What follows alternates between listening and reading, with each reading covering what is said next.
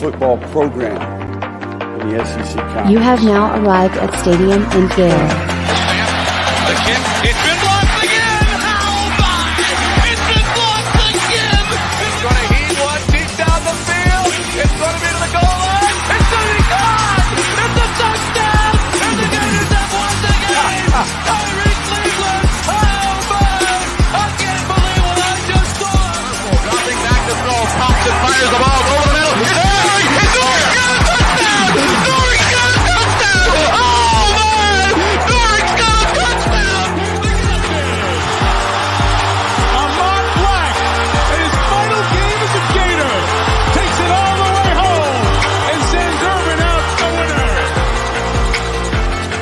You have now arrived at Stadium and Gale. Boys and girls, ladies and gents, welcome to another episode of Stadium and Gale. It's your boy Corey. It's Dan. And Delatorre. Same corner, same time. We back at it. Beautiful Monday morning, fresh off of 4th of July. Did y'all make it? Did y'all get it popping with the firecrackers this weekend? Or during the week? I did. Well, no, I didn't actually light off. No cannon.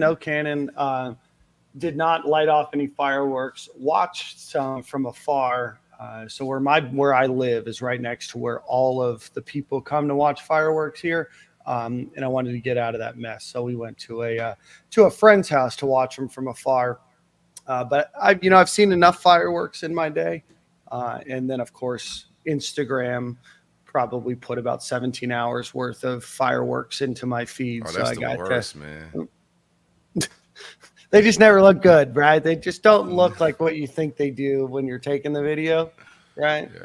Do you That, on social media? Put that up there with the 400 updates on an Instagram story from a concert.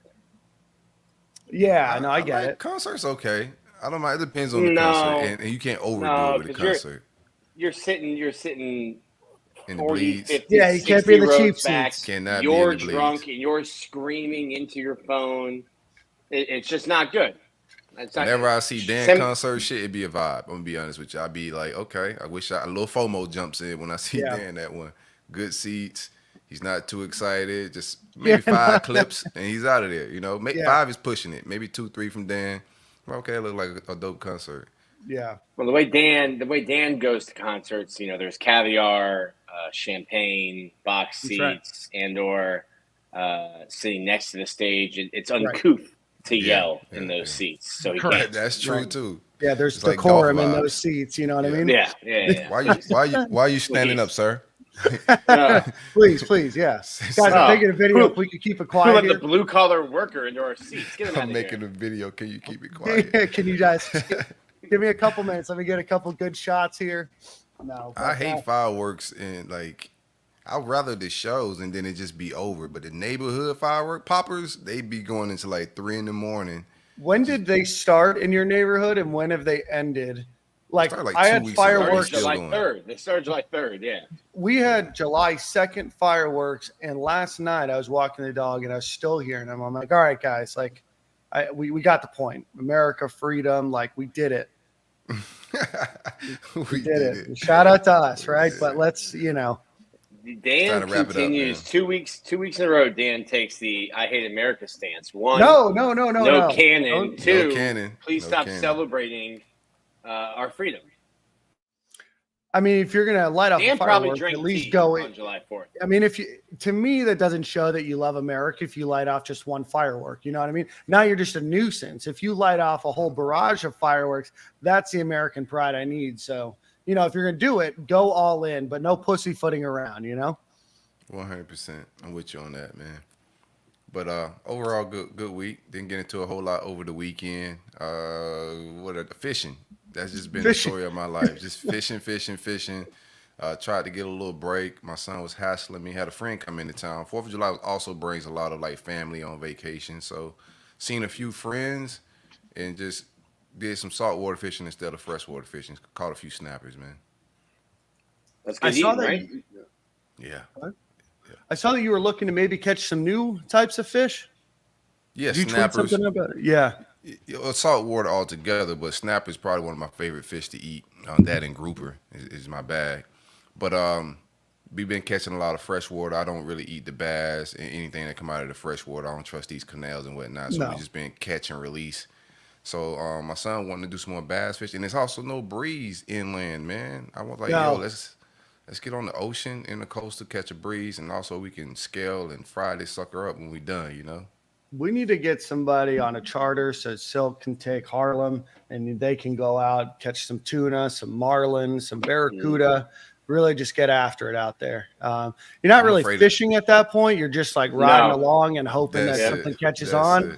But I'll tell you what, when you bring a wahoo in, that's a cool feeling, right? Like even if you didn't cast it, you know, you bringing it in. It's a cool feeling. That's what he keeps saying. It's cool. We did that down in Bimini. It's cool just being on the boat because that's a lot of fish. Yeah, that is going straight home with you. I don't need to do the work. I can watch you reel it in. That's fine. I mean, some of these charters let you scale it up and fish it right there on the boat, depending on which one. Yeah, the captain that we paid to take us out there can scale it up and fillet that for me. And we're not listen. Like that's like fishing. Like Dan goes to concerts. That's what that's like right there. Yeah. Like when I was born, my dad's a lawyer. When I was born, the doctor's like, "Hey, do you want to cut the umbilical cord?" And he's like, "I don't let my clients give, the finals, whatever it's called, the final saying at the end of trial. You go ahead and finish what you started." That's like hilarious. if the boat captain was like, "Hey, do you want to scale this fish?" I was like, "Absolutely not." You go ahead. Scale one fish, you scaled another. I've had the experience before. No, thank you. How was your weekend, Nick? Good. My 12-year-old pug has learned to bark at fireworks from the 3-year-old Old English sheepdog, which is not good. We went 9-10 years with July 4th being fine. Bring a very specific breed from a breeder. Not going to say that there's inbreeding, but these are very beautiful dogs, show dogs, a little neurotic. And a little? The old, you met Norman. Yeah. I was being nice. But yeah, definitely some neurotic behavior has passed on to poor Boomer. Oh, man. Well, hope you guys had a fun 4th. It seems like you did. Corey, I'm looking forward to watching you and your son's show on the fishing channel in the next 5 or 10 years. You can replace that one guy that used to wear the Tennessee hat, you know what guy I'm talking about?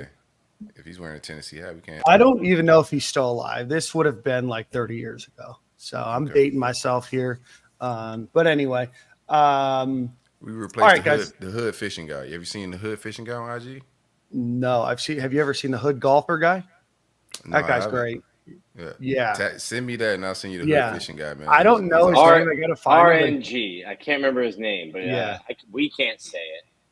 I see. RNG. I pick up the. Yeah. Okay, I gotta check him out. He took off. He's got a whole merch line. He went to like a PGA Tour event. Justin Thomas, Bryson DeChambeau, like guys are like, "Oh my God, there you are! What's up?" He is hilarious with his sound effects and sayings. Yeah, they're incredible. I got to tap in with him. Ban Raw Diets in the comments said CBD is great for dogs with anxiety. Coming right on down, Nick. The CBD, we tried that last year. My wife, in all of her wisdom and glory, decided to bring Norman to Depot Park, which is sort of downtown in Gainesville, to the fireworks show. Or actually, that was New Year's. Decided to bring him to the park, gave him some CBD. It just made him paranoid, and he took off running. So we went with an all natural approach. Just let him sit there with his anxiety, and he just ran into our closet. So Norman was fine. Boomer was sitting there barking. So it was. You might have to go straight to the THC for him, man. CBD might not be the right. Just hot box Norman. Hot box Norman. Yeah, hot box Norman. Yeah. Oh man, God, we got the title of the show already. Normally we don't put it towards the end of the show. All right, let's see. Harrison, thanks for tuning in. Where do you think Harrison's jet setting off to? Probably his chateau in France today. And then Caleb, yes. It's probably getting a little too close for the Olympics, and there's too many people too many crowd near his chateau. Maybe Switzerland. Yeah, Switzerland. I can see it. Monaco, yeah. And then Caleb, yes, Bill Dance was the guy I was talking about for the fishing show. Silk, I think you'll remember this guy.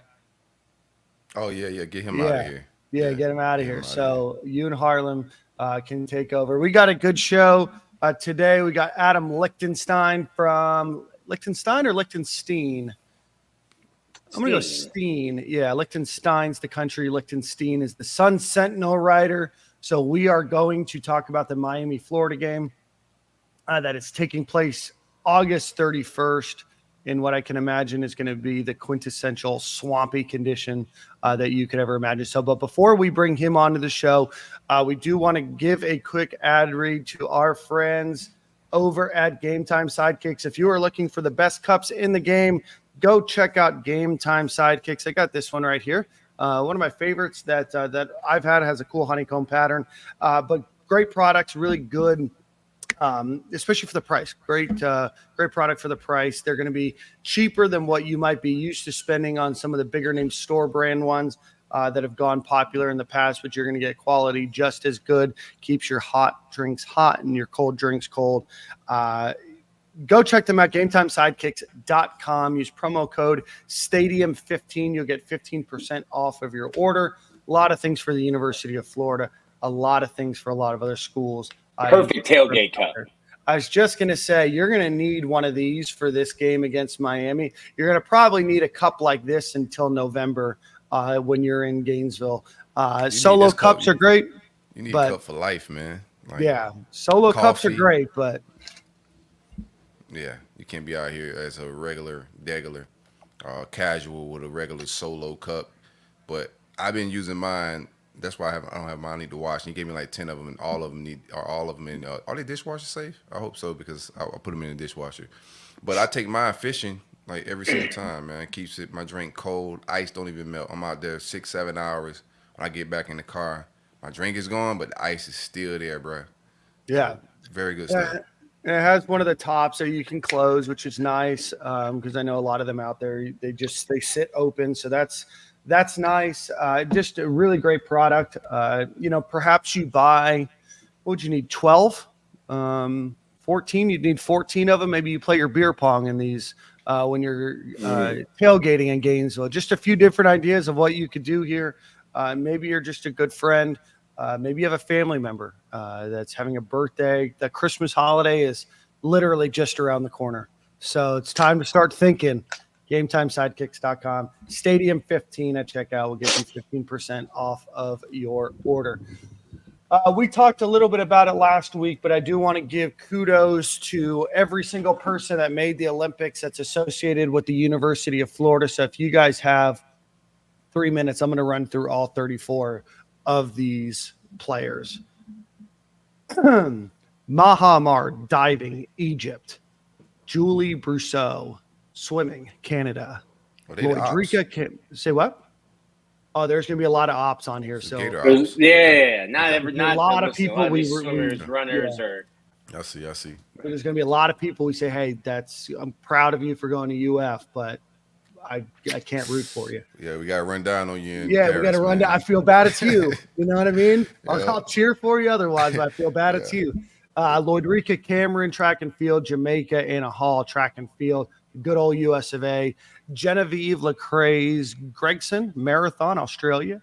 Adriana Leon, soccer, Canada. Nicole Meyer, swimming, Germany. She's an incoming graduate transfer to UF.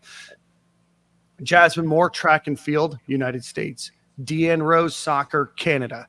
Grace Stark, track and field, USA. Parker Valby, track and field, USA. Alita Van Dalen, track and field, Netherlands. Emma Wyant, swimming, United States. And Leanne Wong, United States. So that is the females. Congratulations to all of them. For the men, Amro Alweer, swimming, Jordan. Emmanuel Bamadelli, track and field, Nigeria. Kenyon Barry, remember him? Basketball, 3-on-3 basketball, for the United States. If you're wondering, did you know that his dad played in the NBA and shot free throws basketball. Underhanded? I did, and Kenyon Barry's still doing the underhand free throw. Did you know that Riley Cooper was Tim Tebow's roommate? That can't be true. Okay. Never heard that before. Nick Kalathis, basketball, Greece. Malcolm Clemens, track and field, USA. Caleb Dressel, swimming, USA. Joseph Fanbula, track and field, Liberia. Robert Fink, swimming, United States. Eddie Garcia, track and field, U.S. Virgin Islands. Grant Holloway, track and field, USA. Josh Leando, swimming, Canada. Johnny Marshall, swimming, Great Britain. Alberto Mestre, swimming, Venezuela. Javon Powell, track and field, Jamaica. Alex Savikas, swimming, Lithuania. Kieran Smith, swimming, United States. Alejandro Tosti, golf, Argentina. Camila Vegas, golf, Colombia. And Luca Whitlock, swimming, United States. Incoming freshman, he is. So I did a really good job, I hope, of pronouncing their names. If I was wrong, which no doubt I am, I apologize. But congratulations to all them. We got Keith that I told all the way from the Britain. I told Silk. I haven't seen Keaton in a long time here. I see him on IG. I see him on IG all the time. But y'all the ops in Paris, Keaton. Yeah. All love, but we got to wave this flag in Paris. Yeah. Just like we waved the flag for an entire weekend here, 4-day bender weekend in America. Yeah. We appreciate you. I was work on the 4th. And Wouldn't the 5th. know anything about it. And we ran down on Canada with Kendrick Lamar's disc, man. Like, shout out to that. Man, I threw an entire bottle of Snapple into the ocean on July 4th. Take that and your tea. There's no countries that have created more Independence Days than Great Britain has around the world. That's hilarious. I put Silk on it. That is hilarious. I put Silk on this, so I'm going to put everyone listening on. Sprint on Netflix. Really well done documentary. Fire. And it reminded me, I think it's one of the coolest tattoos you can get. Noah Lyles has the Olympic rings. I think he was training. He has them on his ribs. I think that's one of the coolest tattoos you can get. Getting to the Olympics for whatever country is an incredible feat. And I think that's the tattoo you have to earn. You can't go get an Olympic ring face tat right now. So no, I don't think so. Here. Well, we are joined. we are going to break down until the season starts. So the next 6-7 weeks or so, we're going to break down each of the Gators' opponents. We're going to try to bring on a beat writer for each of those programs, somebody that knows a little bit more about that program than we do, so we can break down how the Gators are going to fare against their opponents this season. The first one is Adam Lichtenstein. He is from the Sun-Sentinel. He's going to join us now. Longtime friend of the program, friend of Nick, UF grad as well.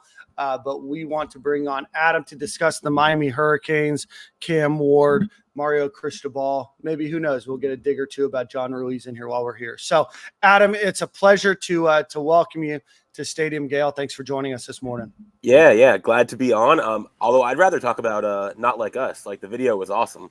Was it not fire? It was like so much he's just art, bro. It's crazy. Yeah, he's hitting an Al Pinata. There's an Al in a cage later.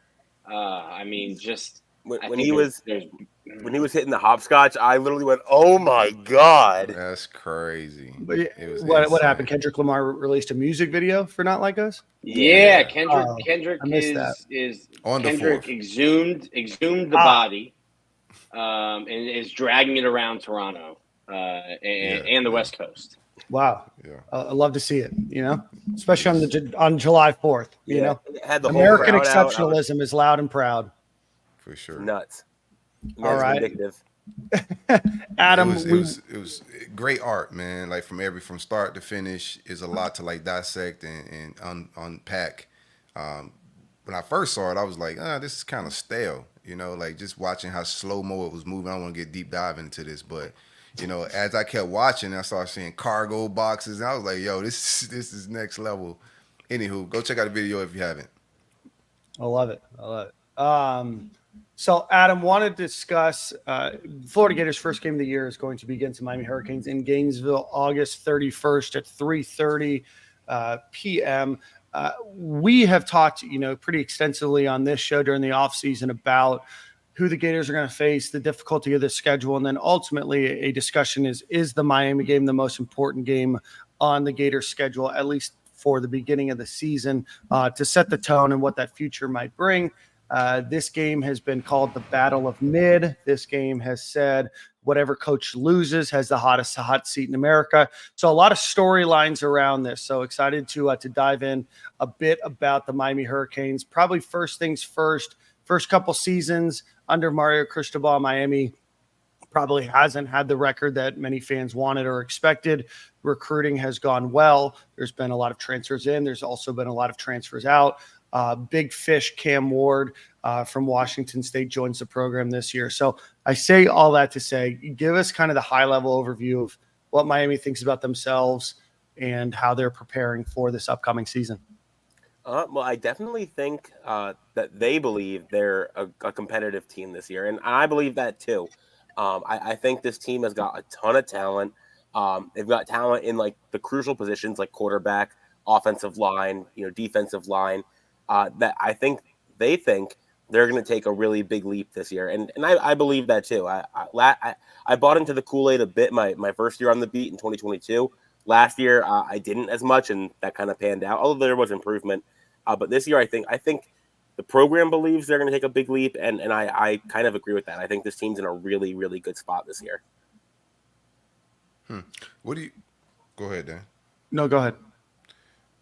How do you feel on Cam Ward's first year? I know a lot of first-year guys. You look at LSU's quarterback. I'm forgetting his name. Jaden Daniels. Jaden Daniels, even Graham Mertz or anybody that has transferred. Joe Burrow. Second years were good.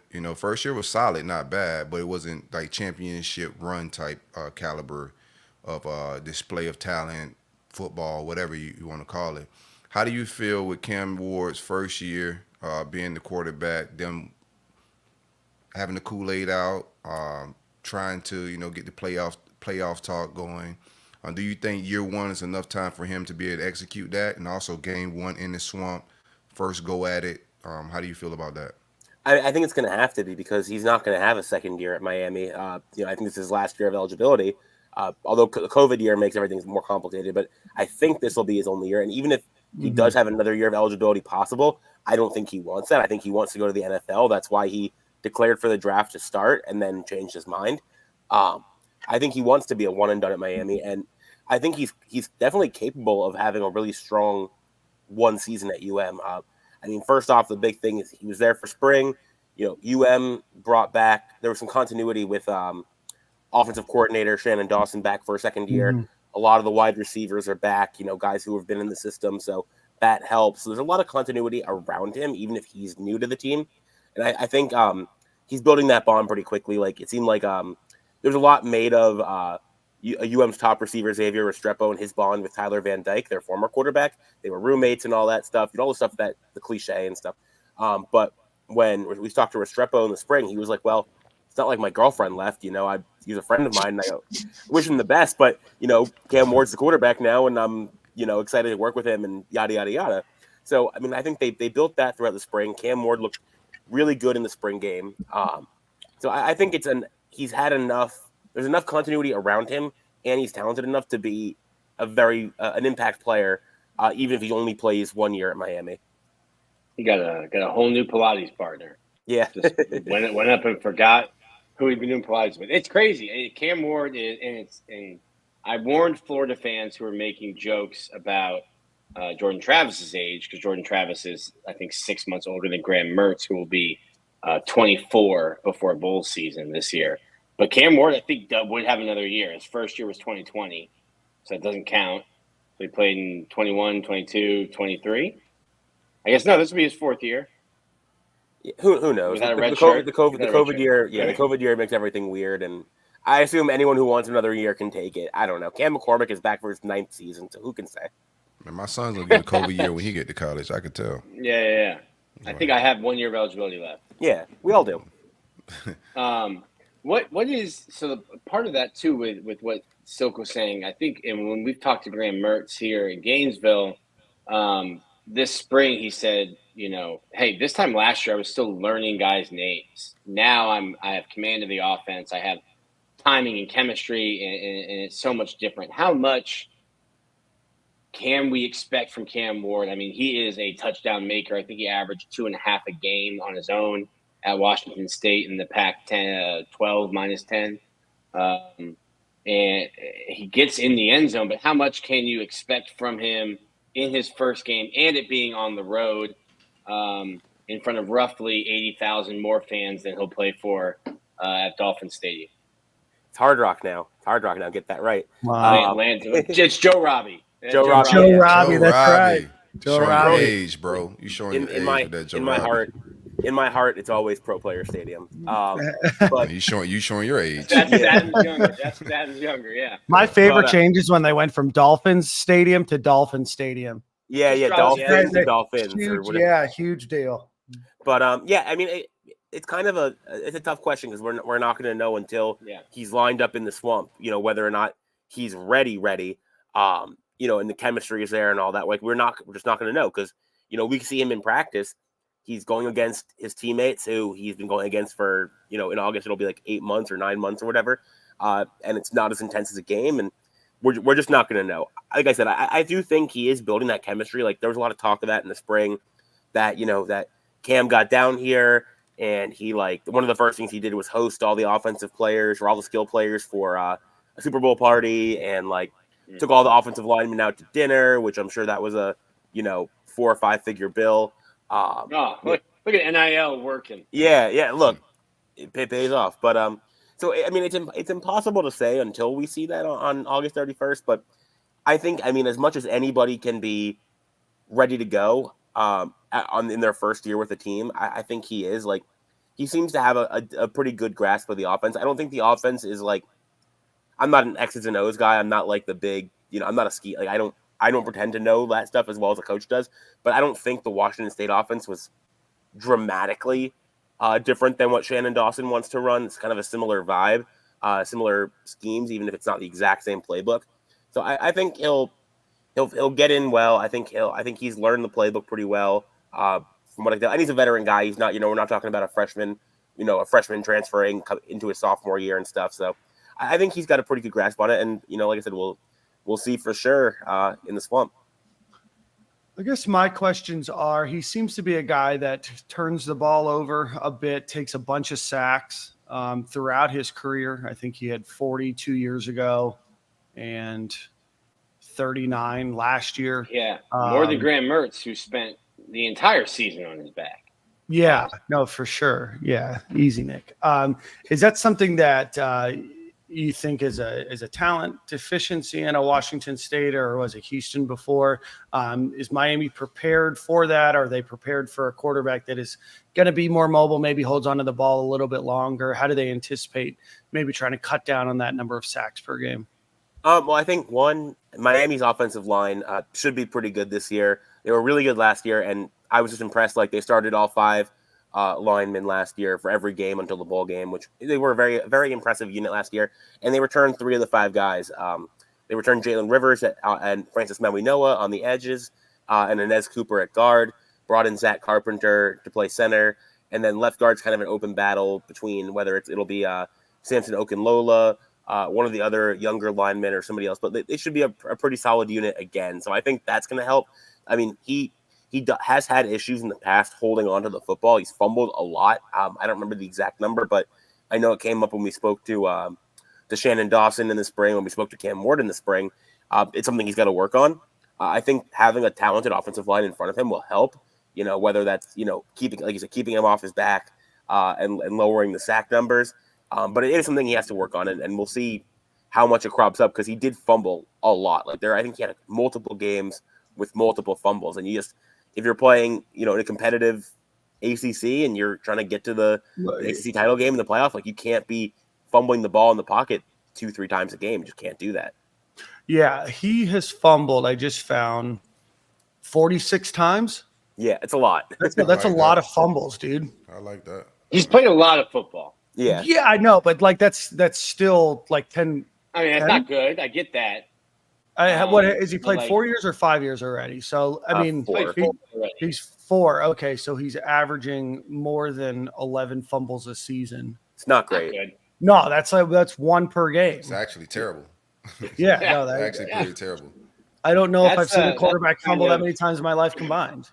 But That's like the old school coach would make you like walk around campus with a football that has like your name on it, and if one of your teammates brings that football to the coach, it means he got it away from you. Like you're just running during practice.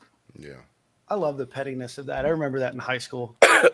My best friend was the quarterback, and he had some fumbling issues, so he had to walk around with the football for an entire week. Yeah. Trying to slap it out of his hand. Yeah. Oh, he did. It's not ideal. I think it's something they're working on, and I think having a good offensive line in front of him will help bring that down a bit.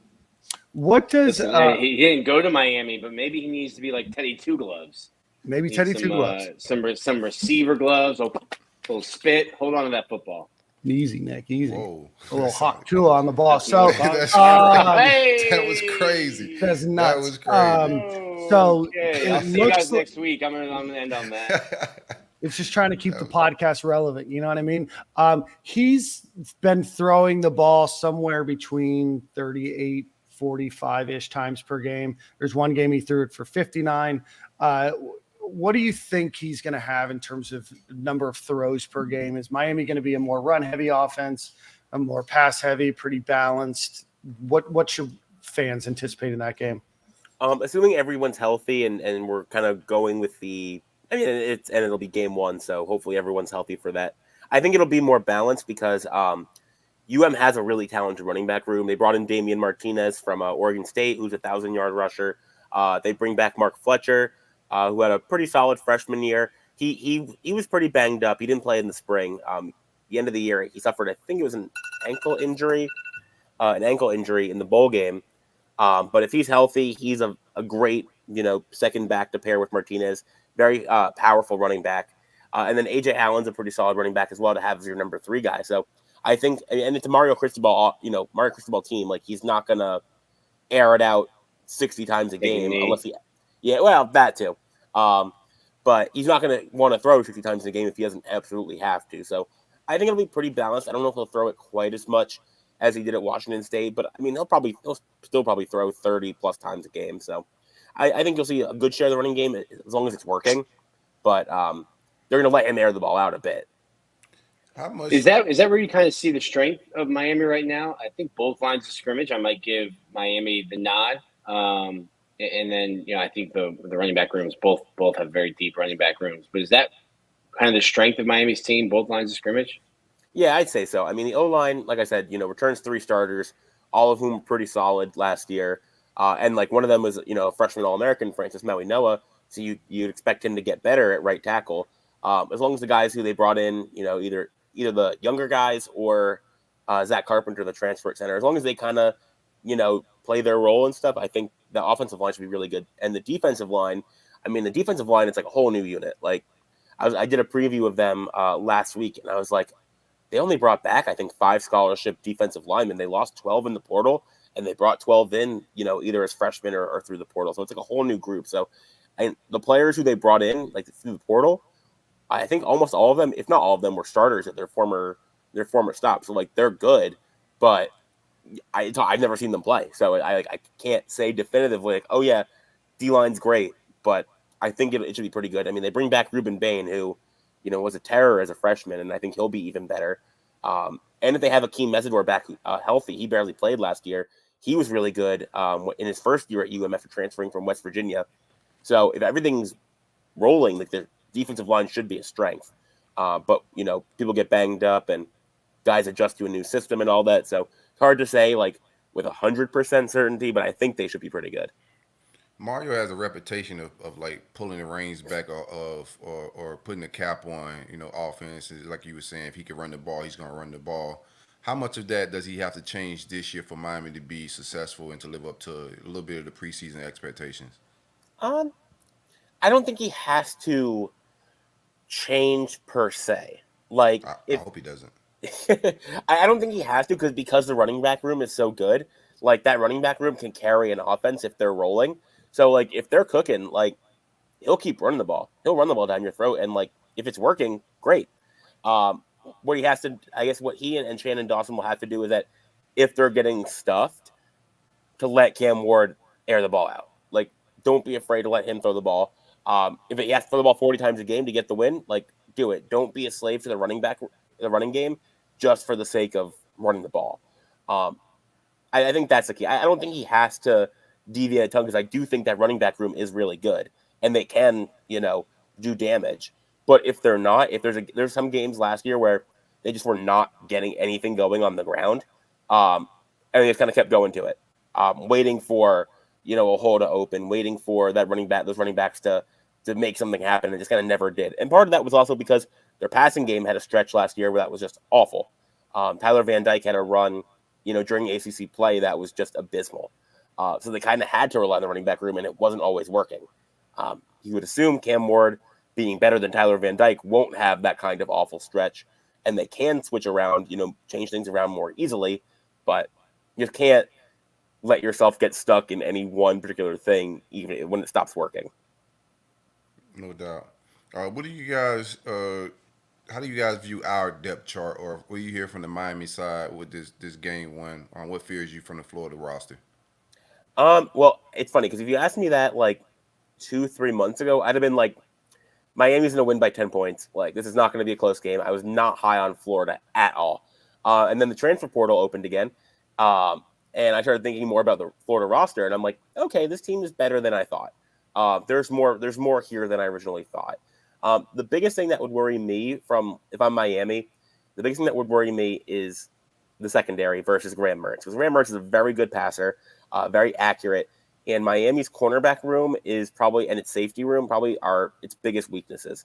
They lost their 2 starting safeties to the NFL.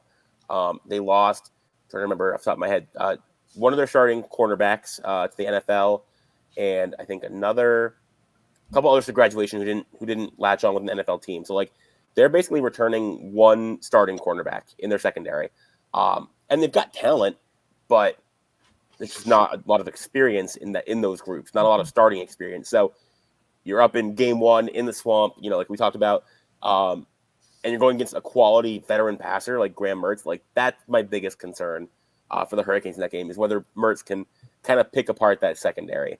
And if the Gators' offensive line can hold up against UM's defensive line and give Mertz time, then I think that's the biggest thing that Florida can do to get a win, because I just don't know how the secondary is going to do. They don't have they've got one guy who's like, oh yeah, that's the guy who's going to step up, who was a freshman last year, Damari Brown. Yeah. Like he's good, but he hasn't really been a starter. And they brought in Michelle Powell from Washington, who could play safety or nickel cornerback, and he's good as well. But it's his first game in the system and everything. His first game with UM, so TBD on that. Like they've got guys, but I haven't really seen them do it. And it's gonna be a really good test for both teams. See whether they can whether Mertz can pick them apart, or whether they can step up and perform at the level that I think the rest of the team probably will. Man, you call Murder Mertz a very good passer, man. That was not the tune last year of everybody, man. So I like your honesty there. What was his completion percentage last year? It was like 75%, right? Whoa. Like, listen. All right, here's Nick. We need to go into the stats. Like when Negative you are just tossing a ball 7 inches forward to a streaking jet sweep, like that's a handoff. Yeah. So Adam asked a specific question. The answer is his completion percentage was 72. Led the SEC. He led the SEC, 20 interceptions, 20 touchdowns, 3 interceptions.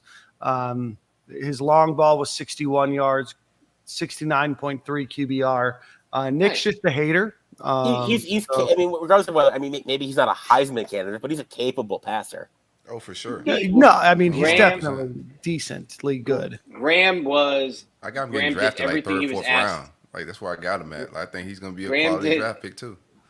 Graham did everything he was asked to do early on, and then when Florida got into, the Arkansas, LSU, those games where it was like, hey, really it started at South Carolina where you had to throw the ball late to win, and you saw Florida play this slow, plodding, run-first offense through the first half of the season, and the second half of the season was kind of like, if we're going to have any chance to win these games, we're going to have to air it out. And then Graham did that and did that well. So I think that's where the change, personally, my perception on Graham, I was like, okay, he can win games with his arm. You're just really hard to hang out with every week. You know what I mean? Sometimes they're hard to hang out with. Adam asked a very honest question, what was his completion percentage? Then all of a sudden your PhD in Gator Haterade came out. You got all the higher level analytical stats on I think Graham Mertz is the best quarterback in the stadium on August 31st. So take that. Best quarterback in the state of Florida. Negative Nick haters. Interesting. How do you think I'm sorry, Dan. Go ahead. Go. How do you think the 90,000 affects Miami? I know they used to seeing like 7 to 8 grand a week. Do you think the crowd becomes a factor for them? Communication wise, game. Well, that's one thing. That's one thing I think is interesting because he's talking about all the new pieces in the secondary. It's probably better if you're new in the secondary communication wise to play your first game on the road because it's going to be quiet when you're out there and it's easier to talk and easier to communicate versus having a 22-year-old. You're gonna find something every time, Dan. Every time. That's something. I'm trying to think back the last 2 years. Like, what are some of the bigger environments they've played in? Like, they played at A&M in 2022, 106,000 people there, and the crowd noise was a little bit of a factor, but it wasn't like the decisive thing. Most overrated stadium in college football, in my opinion. I disagree. I thought it was awesome when I went there. In comparison, but I'm trying to think where else they played. They played at at Virginia Tech, which is pretty loud. UNC wasn't crazy, but I think it'll probably be a factor. But if they get out to like an early lead, like say Miami goes up 10-3 or something. Say the Gators offense is the same kind of slow, plodding kind of thing that doesn't get the crowd fired up and things kind of quiet down from 110 decibels to 95, then, that's a big factor. If, Cam Ward gets picked off on his first drive and the crowd's going nuts, then that can play a role. But I think they can handle it. I mean, Cam Ward, I don't know what road games he's played in off the top of my head, but he played in big environments. His biggest ones, he played at Wisconsin and at USC. Those were the biggest environments he played in. USC was maybe at Oregon or at Washington. Yeah, he played at Oregon. Yeah, so like those are good environments. Stadium can get after it. Yeah, it's not like huge stadium, but they can get loud. So I think it can be a factor. It just kind of depends on the flow of the game. But I think the players are pretty capable. I'm sure they'll be blasting, crowd noise in practice and all that stuff that you do in the week leading up to it. But I don't know. We'll see if the crowd's at its peak. I mean, I've been to Gators games, like you said, I went there and stuff where it's you can't hear yourself think. And if it's that level of delirium, the standout experience for me was when Florida almost went up at 14-3 on Bama in 2011. That was the loudest I ever heard that stadium. Okay. But if it's like that, then yeah, I'm sure it can play a role. But if it's just normal swamp, I think they'll be okay. There ain't no normal swamp. Was that when Andre DeBose returned to kick? Yeah. I think so. I think it was DeBose returned to kick, and then Brantley threw a pass. I think it might have been also to DeBose that they called a touchdown on the field, and then it got overturned on review or something. But for a moment, it was 14-3. Yeah, I was lying. And what a time! I remember that night. Yeah. What a time! I expect a very loud. Yeah, I expect a very loud building. I'm gonna be real with you. It's just a rivalry game. We don't play Miami all the time. The tickets are sold out already. Yeah. I'm expecting a very rowdy crowd at 3:30, humid in the swamp. Oh, it's gonna be miserable weather-wise, man. But it's gonna be one of them games, bro. And I think both coaches can go in the hot seat after this one. Like whoever loses this game, I'm not gonna say hot seat, but they're gonna. Napier is definitely gonna be on the hot seat. I'm not gonna speak for Mario Cristobal, but he lose that game, it's definitely going to draw some bad and negative attention from the supporters of Mario. So that game 1 is very important for both programs. Yeah, and I mean, context is so important. I think Mario. I don't think Mario's going to be on the hot seat, even if they lose. Like, one, because the rest of the schedule is not that hard. Like, they should be able to, even if they lose that game. I mean, my goodness. Yeah, it's a pretty easy schedule. I pulled up the schedule. I mean, it's not FAMU, that crazy. Ball State, USF. I don't know what Cal is, but shout out to, I think, the Big You don't know what Cal is? The Cal. I don't know what they are. ACC powerhouse. Yeah. ACC powerhouse. Cal Golden Bears. Oh, yeah. Sorry, I forgot the long-standing ACC conference rivalry between Miami and Cal. The All Coast Conference, baby. Yeah, but Georgia Tech, Syracuse. Yeah. Their schedule is pretty manageable, as opposed to Florida's, which is very not. So, I mean, even if Miami loses this game, especially if it's a close game, like a good game, say, okay, you lost the game on the road to a rival in front of 90,000 people, turn things around, you could still win 9-10 games, and still compete for the conference and the playoff. Whereas Florida, you lose that game. And you have that excuse of it's an away game.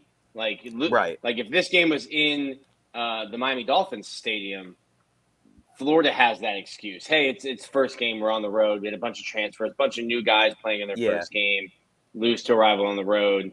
How can you possibly remember what jersey number everyone's wearing and stuff? Yeah. Man, Miami fans gonna lose their mind when they lose this game. Like the fans, the media, it's gonna be think pieces. Now, will he literally be on a hot seat and like possibly fired? I don't think that's gonna happen. But from a fan standpoint, to lose to Florida. Oh yeah, people would obviously be pissed. I remember one thing that always stuck with me. I think it was in the Athletic piece about you guys, and about how with the big three in Florida, Miami, Florida, and FSU, it's just always 2 against 1. So whoever loses this game in week 1, they're gonna just be hearing it all week on Twitter from everyone. It's gonna be nuts. And it's gonna be, and that part's gonna be awesome. I just do think I think Florida has more to lose in this game than Miami does. I agree with that. Look at the rest of Florida's schedule. You got to catch wins early. Yeah. And I think especially for Florida, they struggle so much on the road. You have to get home wins. And getting a win over Miami would be huge for Napier and the program. And I don't want to live on the message boards or on social media in a world where Florida starts 0-1. Man, you talking about some think pieces, and it's gonna go crazy if we lose. To be real with you, that seat's gonna be scorching hot, and we'll see how it all plays out. Yeah, are you waiting for this moment? Are you guys, or do you think Mario is planning or in the back of his mind a DJ Lagway package? He brings a different element to the table. I think DJ Lagway gets some totes and some snaps week 1. Is that something you think you got those guys are prepped for? You said DJ Lagway package. I thought you might have meant to sway him to transfer after the year. But whoa. No, I mean you have to. You have to be prepared for. There's no film. There's no breakdown of what they're gonna do. You're coming into this game pretty much blind. So you have to be ready for DJ Lagway and prepare for him to have some kind of impact on the game, because you have no idea. You have to be watching that high school film, see what he can do, and go from there and prepare. Tell your players, get them ready. Show them film on Lagway from high school, and just be like, hey, this guy could come in and do some different things. So I think you have to. Yeah. That's my X factor in the game right there. Is some DJ Lagway packages that nobody's really expecting. I think you got to get him on the field early. From a run game perspective, this offense runs different when you can RPO. Mertz is not a real threat to run. While he can run, but he's not a real threat. Lagway could come in if it's third and short like Tebow did early in his career, or goal line situations, whatever it may be. But I think he comes in and brings some wrinkles. Yeah, get some 2006 vibes. I mean, I don't have those vibes. I wish I had those vibes. I do not have those vibes right now, Adam. I'm gonna be real with you. Hoping for those vibes. like just looking at Mario, so like I think Mario and Billy are kind of tied together. They're both hired the same offseason. Both are under 500 heading into year 3. So I've kind of called it like the Hope Bowl. Like good luck selling hope the rest of the year if you lose this game. But if you look at Miami, like if they just decide to take a knee, they have 8 wins last year. Is there a sense that Mario is on a hot seat at all this year? If especially with a manageable schedule, if you go 6-6, 7-5 against what is perceived as a manageable schedule, do things get spicy at the end of the year? Yeah, I think that if things go that badly, then yes, then I think there's conversations going. I don't know if the school would pull the trigger on it anytime soon because that's a lot. I mean, that's more money than this isn't the SEC. You know, guys aren't getting $70 million buyouts. So shout out to Jimbo. Jimbo did. Hey man, good for him.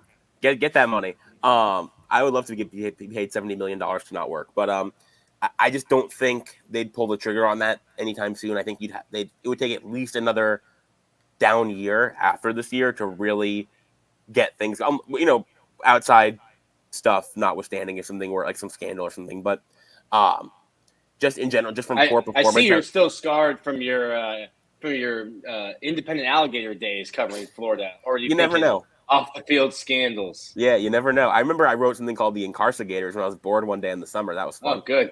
Good. Yeah, but I was bored and there was nothing to write about in the summer. But yeah, and I think if the season goes poorly and they like squeak into a bowl, you know, then it's a problem. Then we're talking about Cristobal on the hot seat. But it's a lot of money wrapped up in him. A lot of money wrapped up in the program now. They invested a lot of money in the program after they got taken to task by Kirk Herbstreit on College Game Day. So, like, I don't see it happening this year unless things go really, really wrong. And I just don't. I think the team is too good to be that bad. But it's Miami. You never know. That's happened before. But I think this team's floor should be 8 wins. If they win fewer than 8 games, then there's something deeper. There's a deeper problem, and that's when things start getting heated up, I think.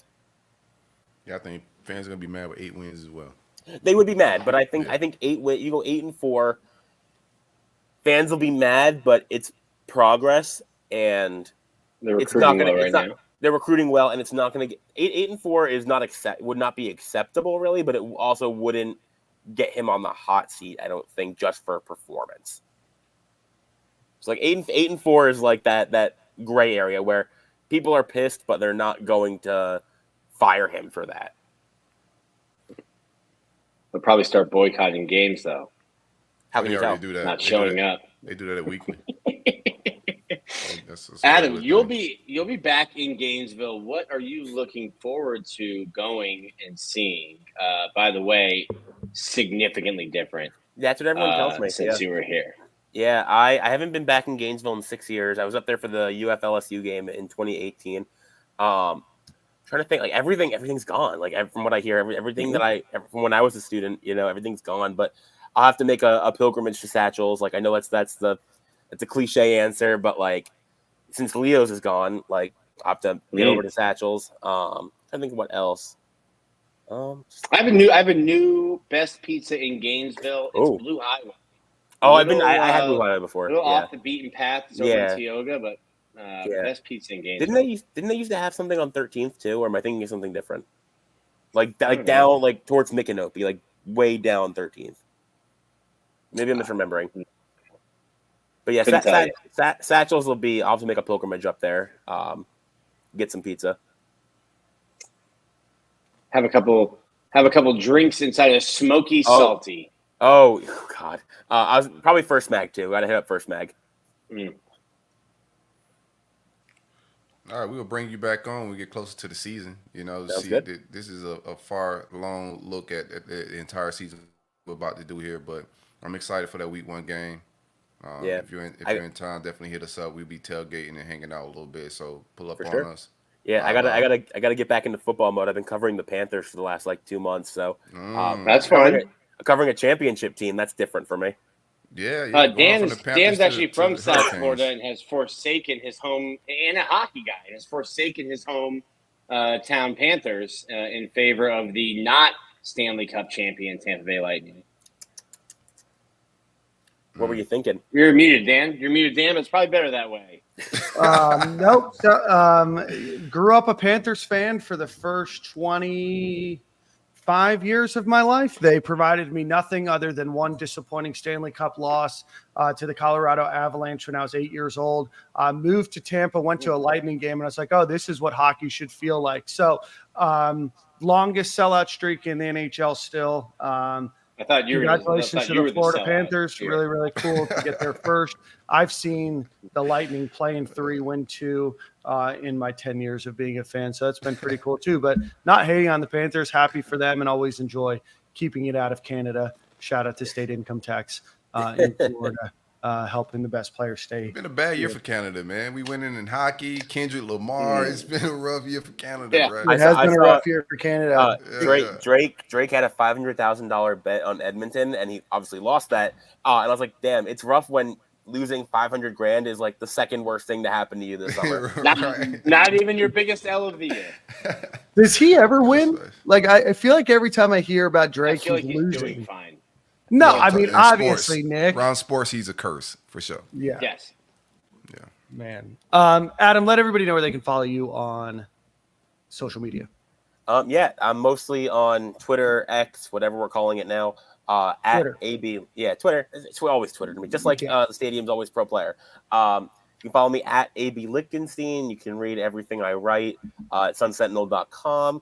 We're always running subscription deals, so if you want to read all about the Hurricane stuff in the lead up to the game, you can subscribe probably for like $1 for like a year. So just sign up. You know, it's $1. It's like 1/3 of a cup of black coffee at Starbucks. So like, make sure you check out my everything I'm writing. I won't be at ACC Media Days, but I'll be at fall camp all August, sweating my butt off outside, and looking forward to coming up there and into August. Yeah, black coffee at Starbucks is also a wild decision. I agree. No, I agree. I agree. I agree. If I go to Starbucks, I gotta get some milk and sugar in my coffee. You gotta get all the shenanigans in it, man. You just can't be drinking that black. That's crazy. Black iced coffee. I was gonna say it's like the price of like half a cup of coffee. I was like, wait a second, no, my order at Starbucks is like $5 now. Yeah. Yeah, it's just 30 ounces of black coffee that was $5. That's Love it. Well, Adam, we appreciate you. Have a great rest of your off season, and congrats on the Panthers winning. I'm sure that's cool to cover as a report writer. So. Oh yeah, it was awesome. Game 7 was the coolest environment I've ever been in, but maybe August 31st will top that. We will see. I tell people all the time. It's gonna be extravaganza, man. Come, pull up. You're gonna see how we party out the big win, man. We'll see what happens. Thanks for having me, guys. Thanks, Adam. Appreciate it, brother. Have a good one, Adam. What was I insane for, Tay? Just everything. I do think that it was funny that Corey, you mentioned to him about seeing how wild and crazy Florida gets when they win a game because he went to UF. Yeah.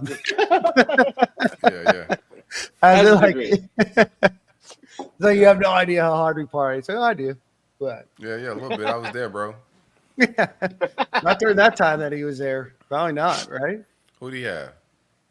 McElwain? Mustang McElwain years? I don't know. I just pulled this up. My buddy was asking some good me wins that year. Yeah, he said the DeBose game with Bama. So well, no, he wasn't even a student in 2011. I don't think. Yeah. Adam was. I think it was. We were correct. It might have been like Deontay 14 to 17. Deontay Thompson that had the kick return.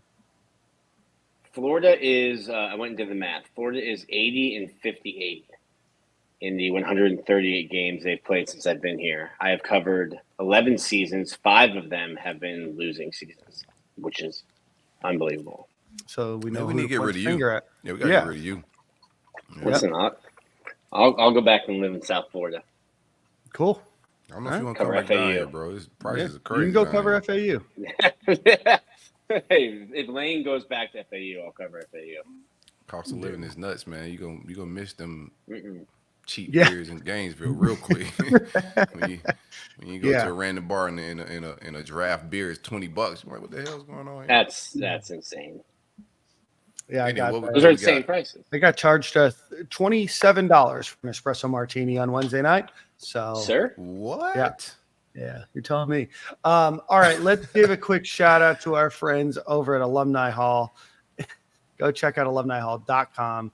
Let them know Stadium and Gale sent you. If you're looking for anything Florida Gators related, whether it be tailgating supplies and accessories, whether it's golf polos, whether it's gifts, T-shirts, anything for any sport, University of Florida, go check out Alumni Hall. They are on Archer Road in Gainesville, or they are online at alumnihall.com.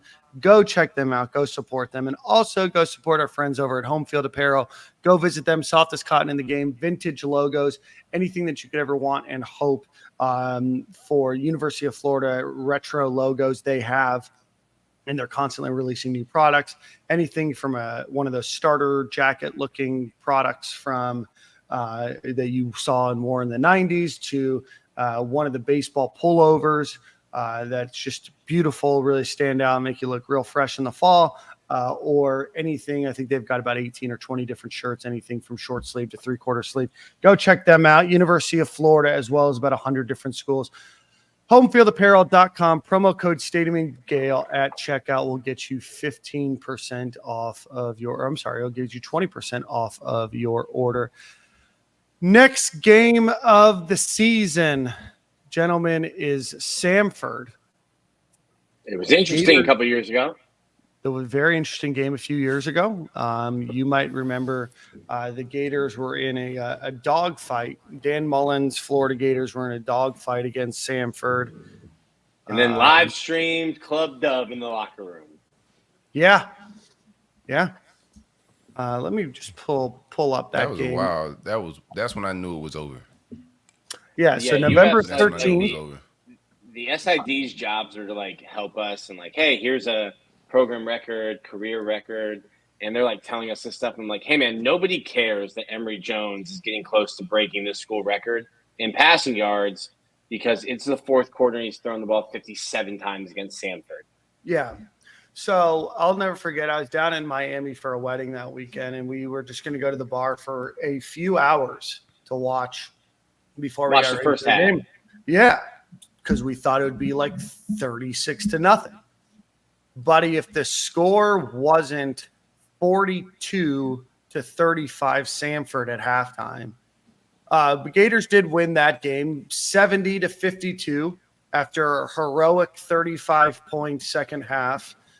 Outscoring Samford 35-10 in the second half in the only meeting the Gators have had against Samford. The Gators will then play them again week 2. Not a lot to report back on the beautiful Samford Bulldogs, who are in the Southern Conference. They start their game start their season against the University of West Georgia before playing Florida, then Alabama State, then Furman, VMI, and it goes on. So statistically, Samford, we're just going to run through just a couple things here, guys. I know you guys don't care. Samford had an FCS first-team All-American quarterback who graduated last year. So statistically, the offense of numbers will be a lot. Will look great last year. Michael Hires.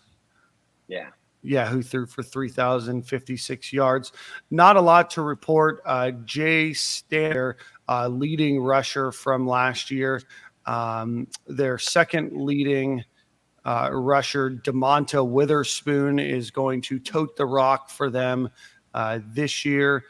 Their leading receiver from last year, Chandler Smith. He looks exactly like you would imagine a Chandler Smith. He's graduated. Ty King, their second leading receiver, also graduated. DJ Reyes, their third wide receiver, also graduated as well. So the upstart Samford Bulldogs will be replacing a lot of offensive talent in this game. This is a game the Gators should win by a lot for a variety of reasons. But the Gators absolutely, no matter what happens in week 1, have to absolutely figure out a way to get DJ Lagway into this game, get him some practice, get him an opportunity to play, and hopefully they're not losing at halftime. Yeah, I was talking to Zach Alberverdi yesterday, and I was like, the hype that Anthony Richardson had that year when Emory Jones was a starter, and you just saw like enough glimpses of him. You probably should have started him. Dan Mullen thumbed his nose, went double birds to the fan base, being like, "Hey, you guys wanted me to start Anthony Richardson? We'll do it against Georgia this week." Right. And I think we were all like, we've waited 3 months. We can wait one more week. Not against the Georgia team that's going to have 6 guys on defense drafted in the first round, maybe the next week. But you have to get, like, you're not going to get DJ Lagway for 4 years. He's not going to be a college senior. If he is at Florida, if he is what he's going to be, what we think he is, he's a 3-and-done player. If he isn't what we think he's going to be, he's probably in the portal and going somewhere else. That's just what the nature of college quarterbacks. I mean, you're looking at DJ Ugalele.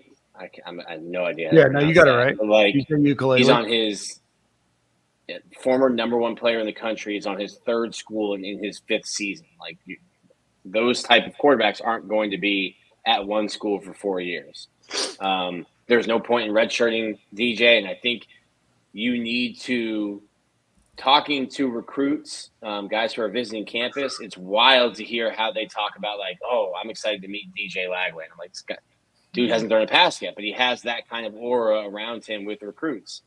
You need to build some sort of hype around DJ, manufacture situations for him in games where you can get him a run, a touchdown, a deep pass, a highlight play to show people, hey, listen, I don't care if Graham Mertz throws for 8,000 yards this year. That means nothing to the tight end, wide receiver, offensive lineman you're trying to recruit. Graham Mertz will be 24 years old in December and drafted in February or March, whenever the draft is. Like, you need to show fans April. April. You need to show fans. You need to show recruits, like, hey, this is the guy that you're going to be catching passes from. This is the guy that's going to be leading our team. And I think especially for fans too, like there's a probably a minority of fans, but a loud minority that are like just off the Billy Napier train. And unless he wins 10 games this year, they think he stinks. And he's going to be minority anymore. Bringing up a comment from the very beginning from our old friend Army Sniper. Yeah, Billy Napier's been getting at it getting hit. Geez Louise, all off season, right? There's been no letting up for this Gator fan base this offseason. I think the fan base kind of split 50-50 at this point. Game 1 is going to be very good, very important for fan morale, recruiting, and a lot of different things going on around the football program. What part of the roster do you guys, like, going into the Miami game or into the season, we're not into fall camp, which room do you guys feel that we need to, like, you know, see some improvement for to have some progress this year? Are you guys offensive line? Yeah, I would say Graham Cantus sacked 31 times. Yeah. I think we talked last year. Like, I don't think there's a huge difference. Or I think you disagreed. But I don't think there's a huge difference between Montrell and Trevor Etienne. I just think Trevor Etienne has a little more burst. So when he broke his first tackle, it was at the line of scrimmage. And when Montrell was breaking his first tackle, it was 2 yards behind the line of scrimmage. So when you break 2 tackles to get 3 yards or just get back to the line of scrimmage, I think that was the difference between them. And that goes to the offensive line. If Florida's going to be successful, they're going to have to be able to run the ball. Graham Mertz is going to have to not be peeling himself off the turf 30-plus times again this year. I think D-line as well. One of the guys said in the comments, shout out to David, but our pass rush was abysmal last year. Princely's gone. We brought in some guys with the portal. We got Slackman, some other guys. And also the linebacker room. Shamar being healthy, bringing in Pup. Like, that front 7 getting cheered up. The defense just was – I was losing the little hair I got left, you know, all last season watching my defense. So – that front 7's got to get better with stopping the run and also just getting to the quarterback. Yeah, no, absolutely. You know, and I think that those obviously help the secondary. The secondary was an easy target last year to criticize, and they certainly were not without fault or blame. But when they have to try to block somebody for 5, 6, 7, 8 seconds on an island, it's you're going to get beat and things are going to happen. So you got to be able to get after the quarterback You guys are 100% right there. I think for me, it's just the offensive line, defensive line, everything that you guys said. To add another wrinkle in there is just being able to figure out the difference makers on the offensive side of the ball, right? Like, what you have in Montrell Johnson, what you have in Trey Wilson, Elijah Badger coming over. How does that translate? Who's your number 2 wide receiver? Who's your number 3 wide receiver? Are they going to be able to step up to be able to create some opportunity? You do or you don't? I love the wide receiver room. I like the potential. I just don't know if I love what the contribution has been thus far. Right.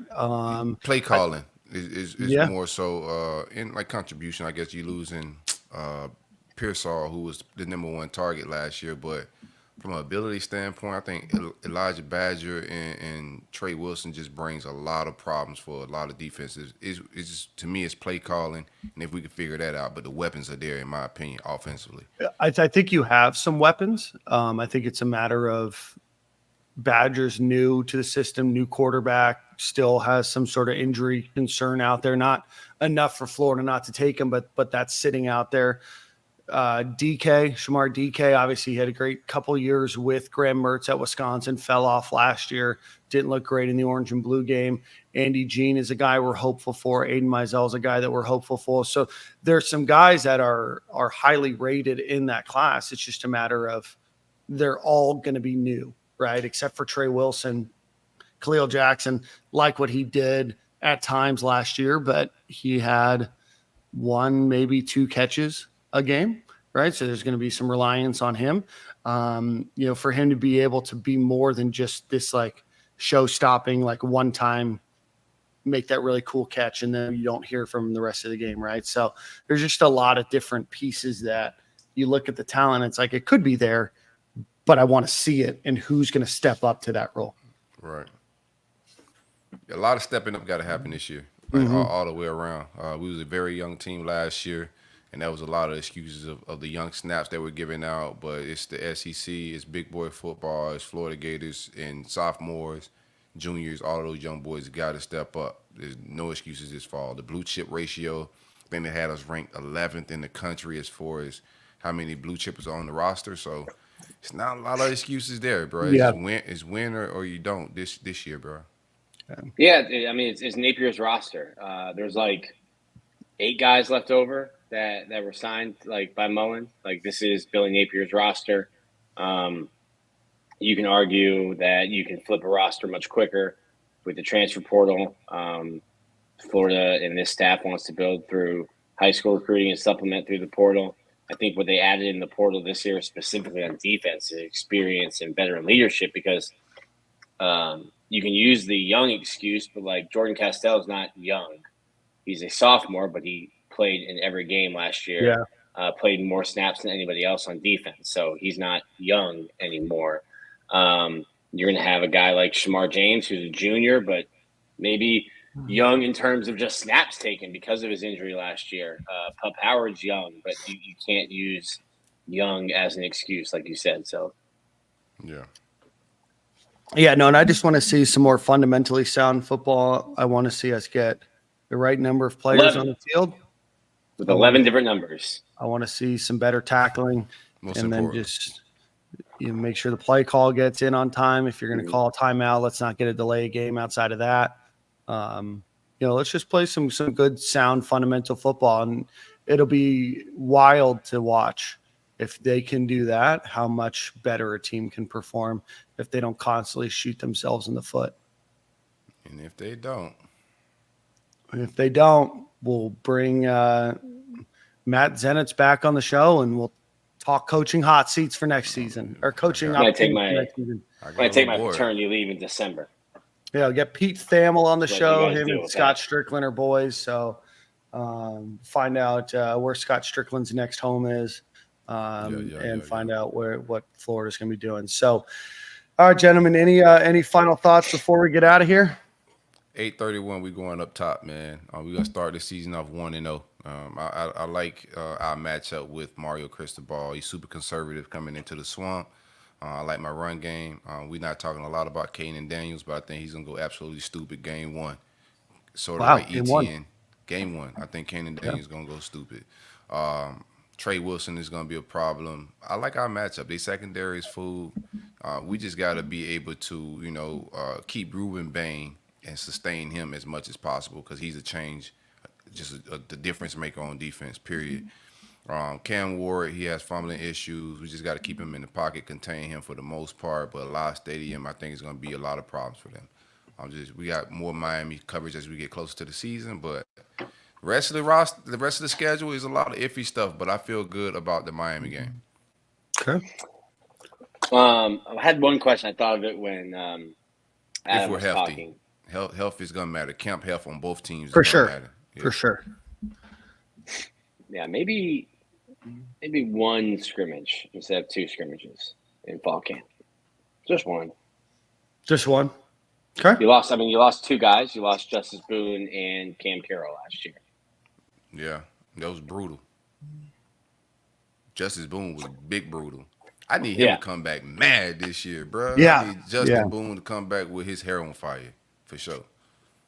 All right, Trav, while you out there in Dallas, hurricanes on his way, man. Blessings, stay safe. If anybody that's in Texas, Trav's a Florida guy. It's a Category 1. No, it just dropped. Dallas, not Houston, so he's fine. It's not a hurricane anymore. Yeah, just a day off work and some extended 4th of July week. Yeah. No, it's just like the rain at that point, right? Like Brooke just got back from Tulum. She was flooding. She was stuck there an extra day. But yeah, so they were only like 30 minutes from where the eye went. We were talking about like tropical storms and depressions, and obviously the hurricanes are really bad for the wind and storm surge and everything else. But those depressions and storms just bring like just monumental amounts of rain, and they're just annoying. So stay safe. Yeah, that stinks. But you're in Dallas, but you'll be all right.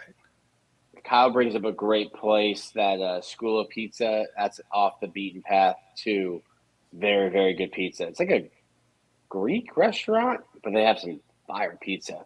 But I wanted to get, how would you rank, since we're starting off with a rivalry game, how would you rank, in your opinion, you personally, the rivalry games in terms of importance, hatred, whatever metric you want to use? Like I'll give you a top 3, so you're gonna leave somebody off. Okay. And I think the answer to this probably tells people's age, because like growing up, Florida just beat Georgia. Georgia wasn't like a huge game in terms of are you gonna win or lose this. So for me, growing up, it was Florida State. A lot of Florida State friends down in South Florida. Then it was Tennessee. That game was always the first or second game in the SEC. National title implications in September. SEC championship games for sure in September. And then I think I would do Georgia third. Growing up, LSU wasn't really a rivalry, but I think LSU might even be. I really enjoyed the Florida LSU game. Mm-hmm. I think we got the same order. I got the same order. Florida State for me. My brother was only Florida State fan in the family. We shared a bedroom. Yeah, bro.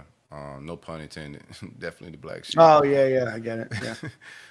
And I think it's the same order. I would go Tennessee just from that era. Like now, it's probably flipped from my childhood and most of my Gator life. Now I probably flip that to Georgia since they've been getting some hella get back. But it's the same order: Florida, Tennessee, Georgia. Florida State, Tennessee, Georgia. Yeah, Florida State, Tennessee, Georgia. Yeah, no, I would agree that was the order for a while. I think now it's Georgia, Florida State, LSU. For me, Florida State stays 1 for me. Yeah, them the ops. Yeah, but I don't even know where Miami would be on that list for me. I just growing up in South Florida, they don't play. I was around Miami a lot, so I just thought their fans were just kind of annoying. But I don't even know if it's like really like a rivalry. I know that we're in the same state, but I don't even know if it's like much of a rivalry for me. But it's like Florida Auburn. If you talk to somebody, a Gator fan who was born in the 60s or 70s, right. Florida Auburn's a great historic traditional rival, and it's like Florida plays Texas A&M more than they play Auburn. Right. Sure. Yeah. I mean, I miss our now yearly rivalry with Vanderbilt going away. I miss the biannual trip to Nashville. That's what I miss. It's a crying shame. Also, like, what are we doing? I'm looking at like Missouri's schedule versus Florida's, and I'm just like, Missouri plays like I think like Alabama and Oklahoma, and then they get like South Carolina, Vanderbilt, and I'm just like, you could have thrown me a bone. You could have thrown me a Nashville trip. Give me Nashville and Austin in the same year. And somehow you would have made the Nashville trip negative. Somehow. Yeah, somehow. There's something about an 11 a.m. kickoff. It's cold, it's rainy. You know what I mean? We can telegraph this from a rival. On a personal vibe, any trip to Nashville is fantastic. Yeah. My brother calls it the white Atlanta. Yeah, that makes sense. Yeah. I don't see it. Music, big in the yeah, music yes, scene. I've always known Atlanta as a big music scene at like bars and restaurants. Yeah, no, Magic City. They got a Magic City in Nashville too. They have a Pink Pony. Pink Pony. Mm-hmm. Not that you would know. Yeah, maybe drove past it once. Oh yeah, I mean it's close to downtown. Yeah. Pink Pony sounds like an experience. There's one in Atlanta too. I think there's a few of them. I think the Pink Pony in Atlanta is a little different, though. No. Calling Nashville the White Atlanta is funny. Is it? I haven't been, funny. But that's what my brother calls it. My parents just went up there. Then my parents just went up with my godparents and another couple. First time they were in Nashville, loved it. My brother loved it. I got to get out there, bro. Last time I was about to go, we lost to Vanderbilt, and I was so glad I didn't go because that would have ruined my first experience in Nashville. Oh, we would have made it a lot better real quick. Get you out to the stage, get you on the honky tonk, singing "Friends in Low Places" with somebody that's trying to make it. That's a vlog. Silk getting fitted for some cowboy boots. Yeah, going to alligator Robert cowboy Western boots, World. $900. Yeah. I'll tell you what, man. I got ready to do that D. Gordon interview, so I was like, we were going to a farm, so I was like, let me go get me some boots, and I walked into the boot store, and was I surprised. Yeah. There's a couple zeros. yeah. You think there might be 1 0? There's a couple zeros. Every boot I liked was like crazy expensive. I was just like, I can't afford the pythons, baby. I gotta get up out of here. Yeah. It's not on a random, never wearing these boots again. Nah, I'm cool. Yeah. DK, what's up, man? Congrats on the kid again, bro. Corey, you have song of the week, my friend. Oh, I do. Okay. Make this sweet and easy. Yeah, well, you do that. We appreciate everybody for watching. If you're still watching, hit the subscribe button before you leave. Hit the like button, too. Share with your friends, families, neighbors. Share with your Miami friends so they could watch and learn a little bit more about their team. Other than that, make sure you support our sponsors over at Home Field Apparel, Game Time Sidekicks, and Alumni Hall. Alumni Hall's promo code is Stadium and Gale. Game Time Sidekicks promo code is Stadium15. Corey is going to take us out. Yeah, let me get Free Fall by Cy Ari the Kid. Just went what was on the top of my Spotify list right now. It sounds like it's very similar to my Rattling Bog from a week or two ago. Probably same genre. I don't know. It's like hip hop R&B type vibe. This is a little different. Yeah. Mine was Irish drinking. So okay, same I can thing. see the correlation. Yeah, I see the correlation for sure. All right, gentlemen, we appreciate you guys for watching. We'll see you at the same corner, same time next week. And go Gators. Go Gators.